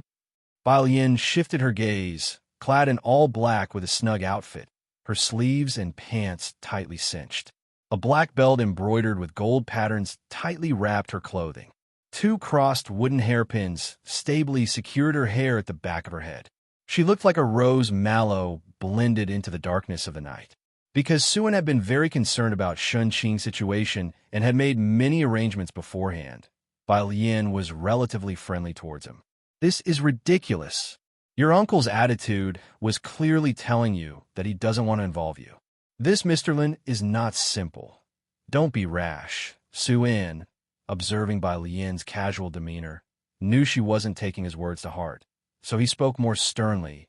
His name is Lin Yulin.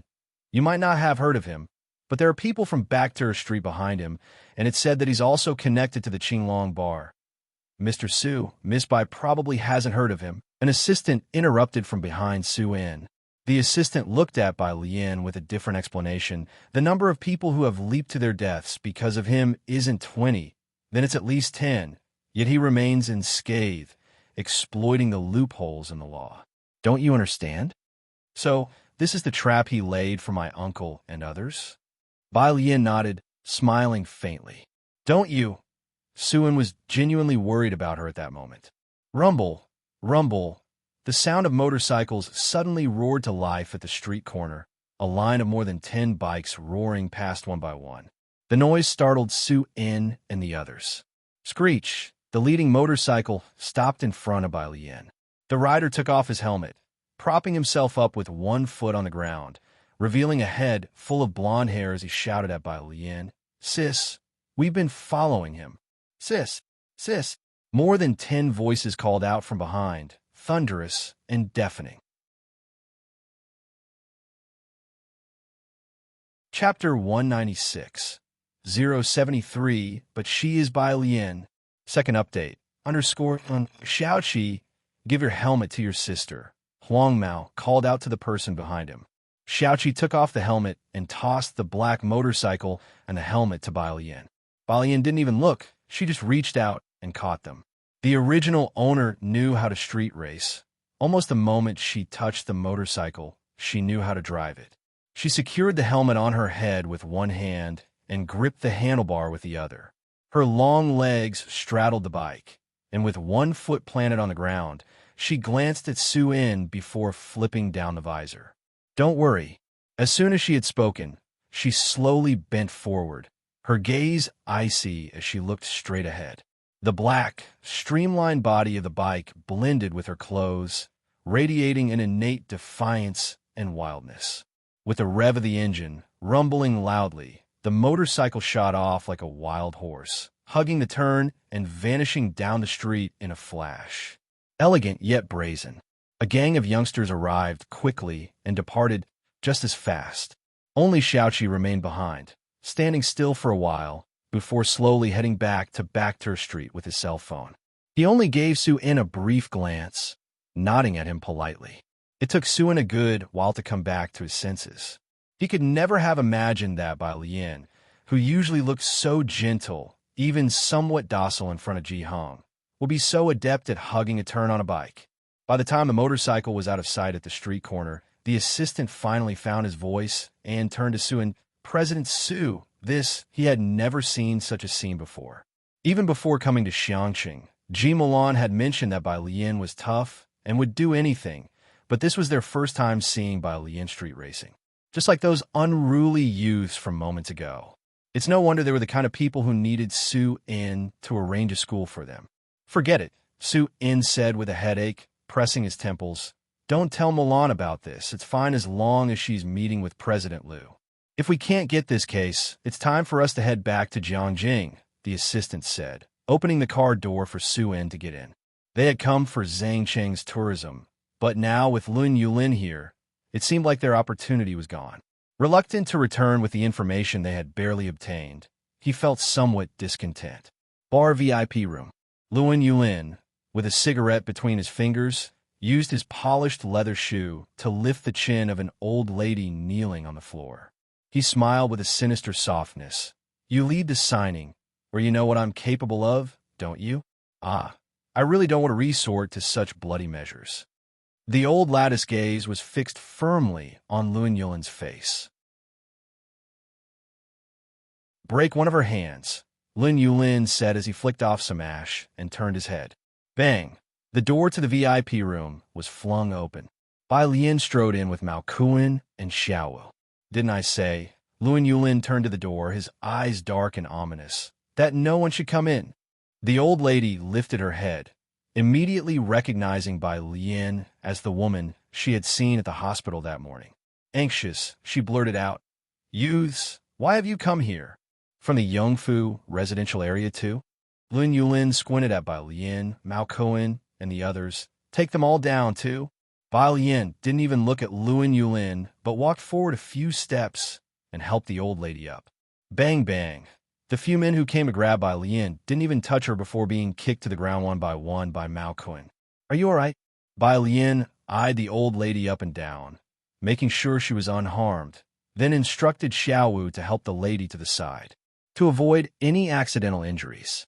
Before being led away, the old lady looked at Bai Lian in surprise. When had Ji Xiaojun gotten such a fierce niece? Mao Kun's moves alerted Lun Yulin that something was amiss. He put out his cigarette and stealthily pressed his phone for a rescue call while asking warily, Who are you? Who am I? Bai Lian reached for a bottle of unopened liquor on the table. Weighing it in her hand, she curled her lip at Lun Yulin. Her pitch-black, cold eyes, however, held no trace of smile. Raising her hand, she smashed the bottle right onto Lun Yulin's head. Smack! Blood streamed down Lun Yulin's forehead as he suddenly looked up. You dare! Mao Kuan swiftly stepped aside. What wouldn't I dare? Bai Lian pulled out a tissue, looked down, and meticulously wiped her hands clean. As soon as her words fell, there was another bang. Luan Yulin was kicked so hard that he landed on the table, causing glasses to clatter and shatter to the floor. You're asking for death. Luan Yulin was pinned down by Lien's boot on his chest. He could feel his ribs breaking. Spitting out blood, Luan Yulin realized that Lien was just as dangerous as he was. He sneered, looking up at her.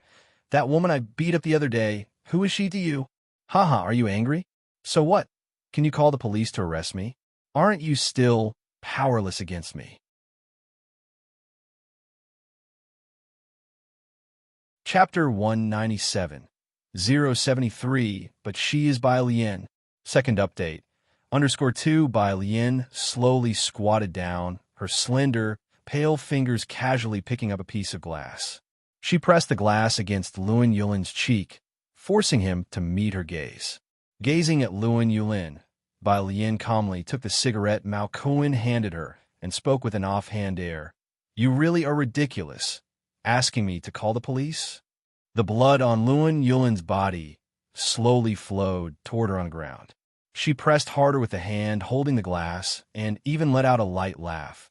Call the police, you say? Do you think you're qualified enough to have me call the police? Her tone was tinged with a hint of bloodlust.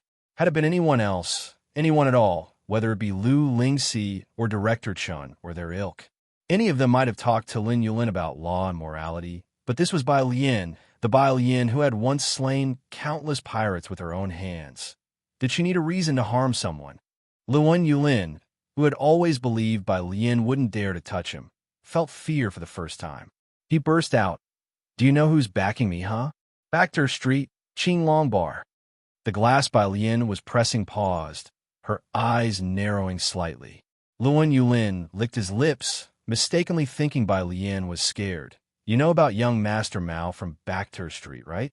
Child, the old lady came over, tugging at Lien's clothes. Let's just go. Before she could finish, Mao Kuan immediately jumped up, pointing at Luan Yulin in disbelief. Damn it, when have I ever known you? Don't fucking frame me. Then he hopped in front of Lien, almost in tears. Sis, I really don't know him. Where did this jerk come from, daring to frame his white tank top? All right. Lien stood up, looking disdainfully at his spineless state, and brushed off her sleeve carelessly, speaking unhurriedly. Take him back and deal with him properly. Seeing Lien's trust in him, Mao Kuan was particularly moved. Then he turned to look at Luan Yulin as if he were looking at a dead man. Luan Yulin looked at Lien and then at Mao Kuan, and after realizing something, his complexion turned deathly pale suddenly. The next day, Su In's temporary residence. Early in the morning, Ji Mulan shared with Su In the good news about Shunqing's surgery. It was actually a success. Su In, just learning of Shunqing's successful surgery, was quite surprised. Do you know who did it? Which hospital's doctor? The assistant recalled the old man in flowery shorts from the day before. Look, the assistant pondered briefly. That old man didn't look like a surgeon at all. Otherwise, the assistant wouldn't know how to explain it. He wasn't familiar with medicine, but judging by that old man's disco-era vibes, he really didn't seem like a serious surgeon. Su In appeared thoughtful. Ji Mulan said nothing. That Airbus ACJ 350 yesterday. Su In suddenly remembered the incident. The phone rang once. It was a call from the Su family's main house in Jiangjing, and the caller was old Madame Su. You didn't come to an agreement with Mr. Lun? You know him, Su In replied, falling silent for a moment. The Ji family would have reservations. Su In, you're truly blinded by that woman. On the other side of the phone, the old lady tapped her cane. With such a golden opportunity like Backter Street, you want work with him? You've accomplished nothing in Shanqing. Wait until you come back for the shareholders' meeting and see how they'll override you. And that woman and her daughter, don't even think about them stepping through the Su family's door. The old lady hung up the phone with a snap. Her voice was loud, and the assistant and Ji Mulan heard everything very clearly. The assistant bowed his head, acting as if he hadn't heard. Ji Mulan still sat upright, her expression unchanged. Don't mind it. Su In patted Ji Mulan's hand, then knit his brows. The assistant glanced at Ji Mulan, worried. If Mr. Lun's case can't proceed, we truly have no other option but to return to Jiangjing. If Master Chun can make a move, I haven't even met Master Chun. Su-in held his forehead, his head throbbing, and spoke wearily. Let's not talk about this now. Later, you'll see if Miss Su can ask Master Chun for help on my behalf. Ji Mulan could not fail to understand the look in the assistant's eyes. It was precisely because of Ji Xiaojun and Shun Qing that she also felt uneasy. She couldn't advise Su-in to cooperate with Mr. Lun, could she? At that moment, a security guard brought someone in. Mr. Su, a classmate named Bai, is here to see you. Alien. Su-in looked up, surprised to see the figure clad in blue and white school uniform, carrying a black bag.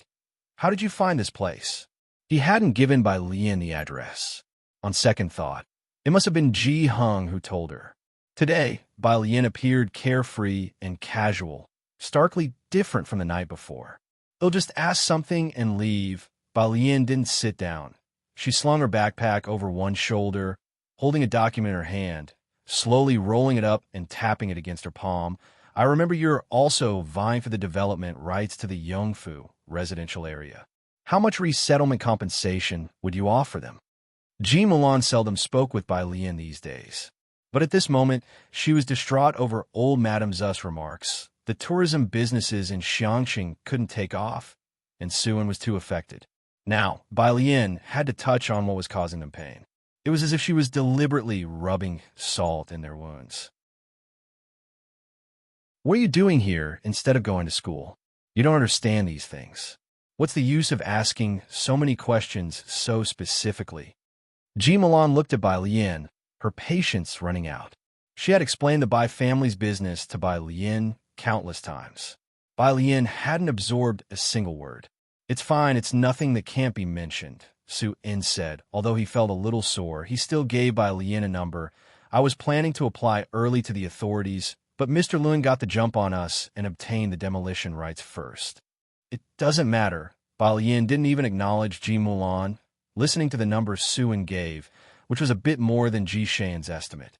She stopped the tapping against her palm, and with a lazy look in her eyes, she spoke in a particularly disdainful tone. From now on, it's yours. She handed the rolled-up document to Su-in. Chapter 198, 074 Mysterious and Hidden. Wong, who is good at dealing with aftermath, This is Su-in reached out, his hand trembling slightly as he took the document Bai Lian handed over. He seemed to have some realization of what it was. Bai Lian didn't say a word, only waiting for him to take it. Without looking at Ji Mulan, she calmly turned and left the room. Su-in reacted and followed her. Let me drive you to school. His place was quite far from Xiangqing No. 1 Middle School. No need. Bai Lian casually waved her hand behind her, brisk and efficient. There's a car waiting for me outside. She disappeared at the front door. Su-in's assistant approached, and he couldn't help but glance at the document in Su-in's hand. President Su, what Miss Bai gave you is, Ji Mulan also found it strange. Su-in looked down, opened the document. On the outside of the folder was the official seal of the Xiangqing Demolition Authority, and on the seal was a line of red regular script. Yongfu Community Housing Demolition Permit. A permit? Wasn't it taken by President Liu? The assistant exclaimed as if a thunderclap had gone off above his head. Su-in stared at that line of text, piecing it together with what Bai Lian said. He too was in a daze for a moment. In business, what counts is the differential in information. Su-in initially possessed information far superior to others, but he hadn't expected someone like President Liu to emerge from Backter Street and get hold of the demolition permit before anyone else. Su-in then began to consider partnering with President Liu. After the incident at the Ji family, he thought he no longer had any chance to cooperate. But today, Bai Lian had brought the demolition permit to him. How did the certificate end up with her? Ji Mulan regained her senses too, as she too knew what the permit meant for Su-in, but her mind was in turmoil. So does that mean you can plan for fundraising now? In Ji Mulan's eyes, Bai Lian had never been obedient or diligent, always up to no good except for serious matters. But wasn't it said that only if Miss Su found that Mr. Chun could there possibly be a chance? How did Bai Yin get it? How did she get it? Her mind was in chaos, for the first time feeling like she didn't understand Bai Yin. We can start fundraising now. Go inform President Liu. Su In exhaled, the frustration that had been building in his heart dissipating, instructing his assistant. Also, prepare some nourishing gifts. We're heading to the hospital right away. Go to the hospital naturally meant visiting Shunqing. Ji Milan was surprised by Su In's attitude. The fact that Su In could arrange a doctor and a hospital bed for Shunqing was already beyond Ji Milan's expectations. Now that he had obtained the demolition rights, Su In should be 100 times busier than before. Yet he was going to see Shunqing right now. Zu's assistant immediately made arrangements. Looking up to see Ji Milan's puzzled expression, the assistant paused briefly.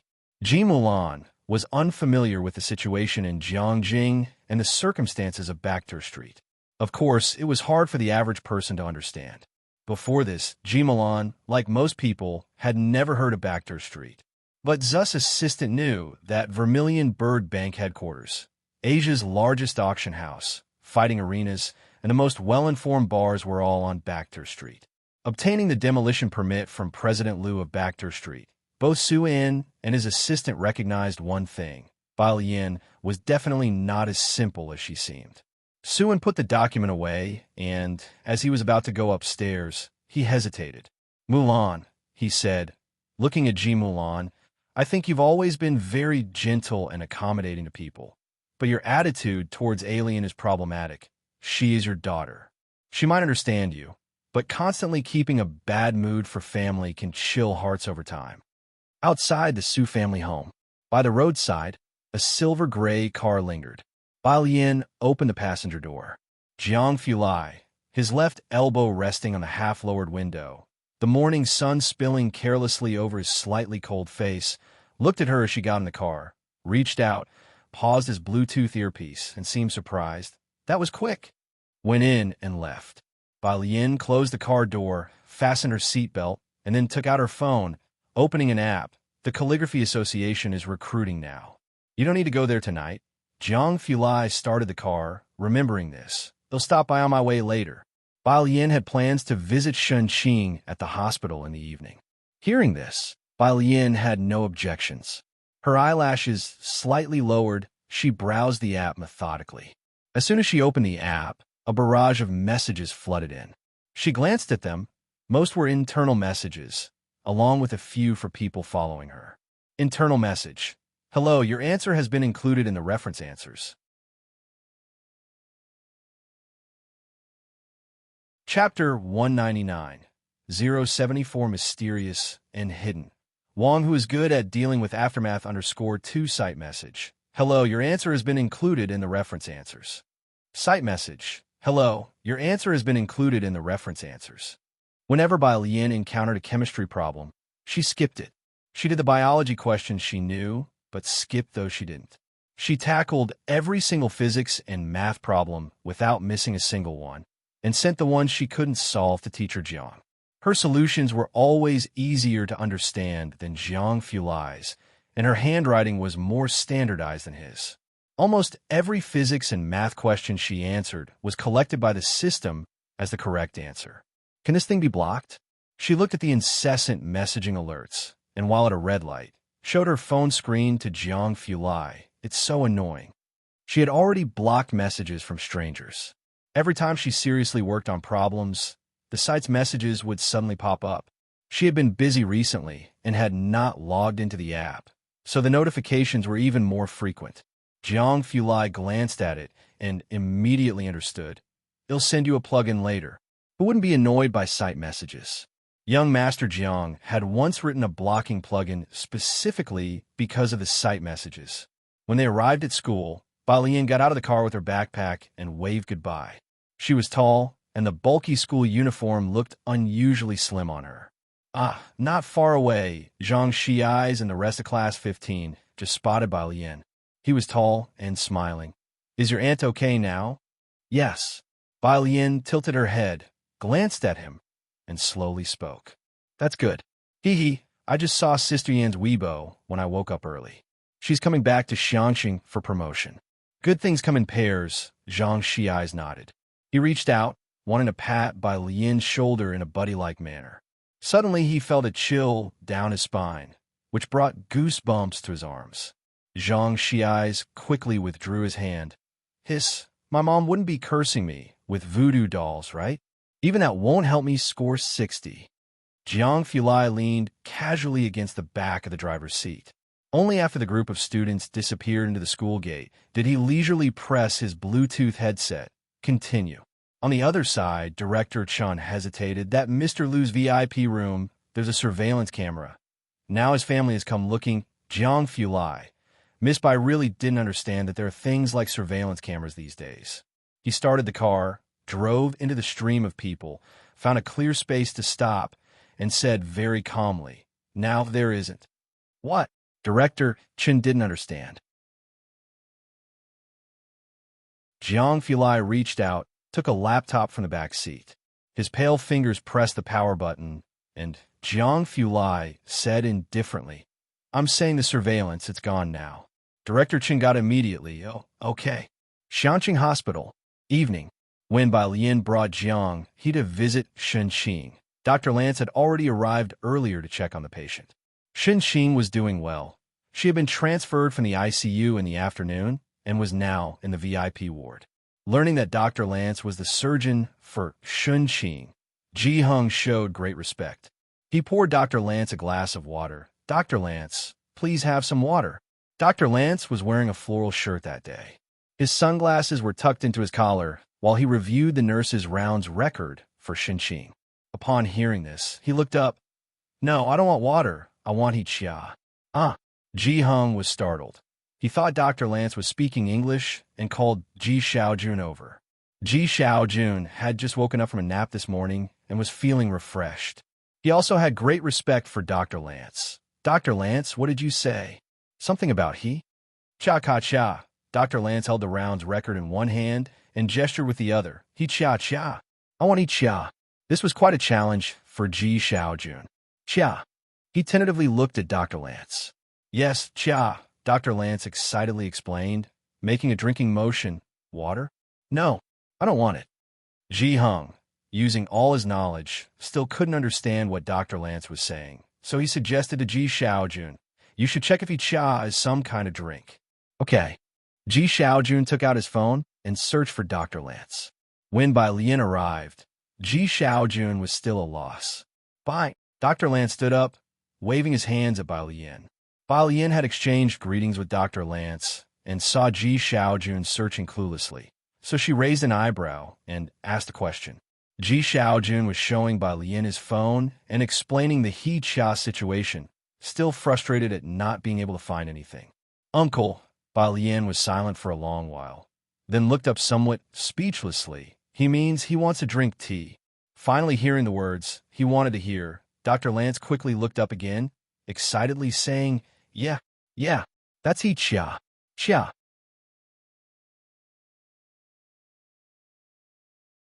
Chapter 200, 074 Mysterious and Hidden. Wang, who is good at dealing with Aftermath_3, he had been studying Chinese for a while now, and his typing was fine, but when he spoke, he found every word awkward. Ji Xiaojun, Ji Hung, both were very silent. Ji Xiaojun silently went to make tea for Dr. Lance with the leaves brought by Director Chun, earning himself a thumbs up from Lance. Shenqing hadn't woken up yet, but her vital signs were all good. Bai Lian sat beside Shenqing and casually placed her hand on her pulse.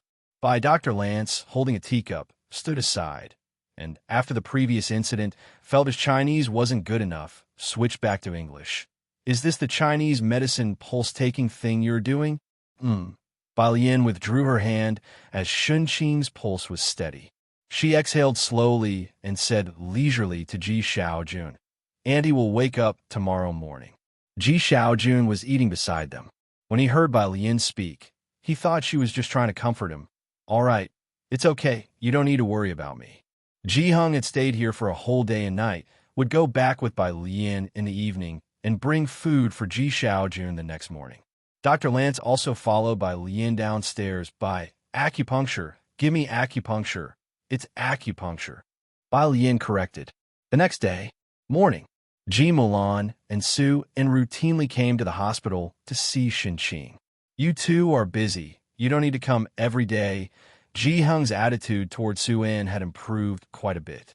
He then told Ji Xiaojun, wash the fruit Xiaochan bought last night. Ji Xiaojun went to wash the fruit. The two of them were grateful to Su En, but didn't feel too close to him. Ji Mulan looked at the fruit Ji Xiaojun washed and placed there, and at Ji Hung's attitude toward Su En, which was not even as good as that toward Xiaochen, who was only mentioned verbally. I still have to go sign a contract with Director Liu. Su En was aware of this and didn't plan to overstay his welcome with the family. I will come again tomorrow. After people left, Ji Mulan looked at Ji Hung and said with an uncertain tone, you are not even as nice to us as that Xiaochen. She hadn't figured it out. When she left Xiangqing, she didn't know that Ji Hung had an old friend who was fond of fishing. Ji Hung frowned. Just as he was about to say something, Ji Xiaojun, who was sitting by the bed, suddenly pressed the emergency bell, excitedly saying, Nurse! Nurse! She's opening her eyes. Because Xinqing had woken up.